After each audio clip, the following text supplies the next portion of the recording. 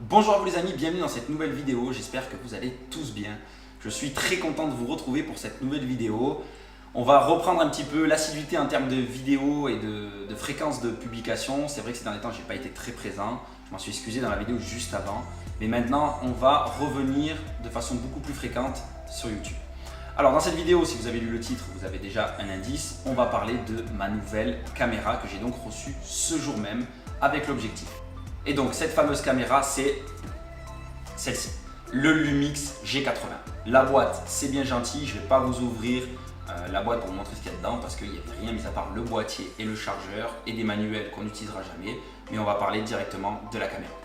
Et donc la caméra en question, c'est celle-ci, donc le Lumix G80. Je ne vais pas vous faire de test complet parce que je ne suis pas photographe ni vidéaste professionnel et je ne l'ai que depuis aujourd'hui, donc je vais tester que vraiment quelques minutes avant de tourner cette vidéo. Mais je vais vous expliquer déjà pourquoi j'ai choisi précisément cette caméra, le prix de cette caméra et ça sera déjà pas mal. Alors, pourquoi j'ai choisi cette caméra? Donc déjà, premièrement, c'est son prix. Ça, on reviendra après, mais c'est son prix. Vous allez voir que le prix est très attractif et j'avais un budget, pour vous donner un indice, inférieur à 1000 € ou 1000 € tout rond pour pouvoir acheter ma caméra avec l'objectif. Donc déjà, vous savez que je suis rentré dans le budget avec cette caméra. Et donc, c'était son premier bon point, c'était le prix. Deuxième bon point, elle filme en 4K. Donc même si c'est vrai que sur YouTube, on peut diffuser qu'en 1080p, vous savez que je travaille toujours en 4K, je l'avais déjà expliqué. Et après, je compresse mes vidéos en 1080p, ça nous fait une 1080p beaucoup plus jolie que de la 1080p native.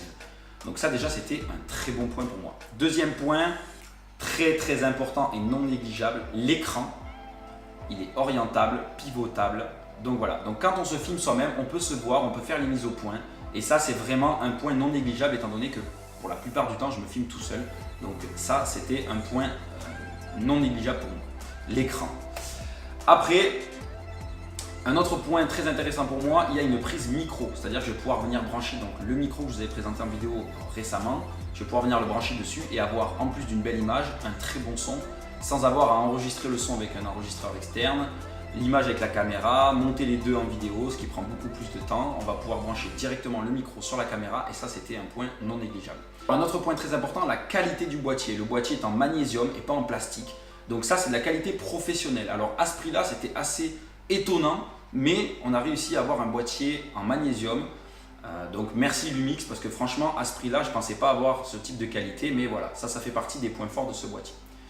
Après, un autre point très intéressant, il a la double stabilisation, c'est-à-dire que le capteur du boîtier est stabilisé, mais il est aussi compatible avec des objectifs stabilisés. Et en outre, l'objectif que vous voyez monter dessus, le 42,5 mm, est un objectif stabilisé. Donc ce qui veut dire que je n'aurai pas besoin de stabilisateur externe pour filmer, je pourrais filmer à main nue et j'aurai des plans, des rushs comme on appelle ça, déjà quasiment stabilisés comme il faut. J'aurai un petit traitement peut-être numérique à retoucher avec Premiere Pro, mais ça sera très limite, voire pas du tout. Donc voilà un petit peu les points forts de ce boîtier. Après, il y en a plein d'autres. Il a énormément de boutons personnalisables. Les menus sont très simples. Il possède beaucoup d'options qui sont professionnelles comme le focus picking et autres. Mais on ne va pas rentrer dedans aujourd'hui. Je ne suis pas assez calé pour vous en parler. Et je ne connais pas suffisamment le boîtier. Quand j'aurai un peu plus de recul, je vous parlerai un peu plus de tout ça. On va parler rapidement de l'objectif. Donc comme je l'ai dit, c'est un 42,5 mm. Donc c'est un objectif grand angle. Ça pour moi c'était très important, je ne voulais pas d'objectif de kit, c'est pour ça que j'ai pris le boîtier nu et un objectif à côté.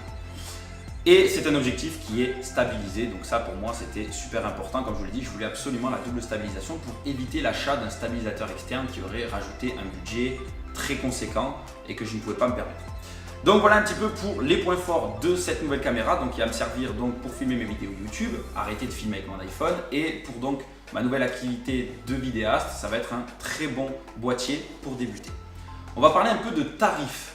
Alors franchement, il comporte beaucoup d'options très intéressantes et honnêtement pour le prix j'étais très étonné, mais ce boîtier je l'ai acheté 610 € seulement.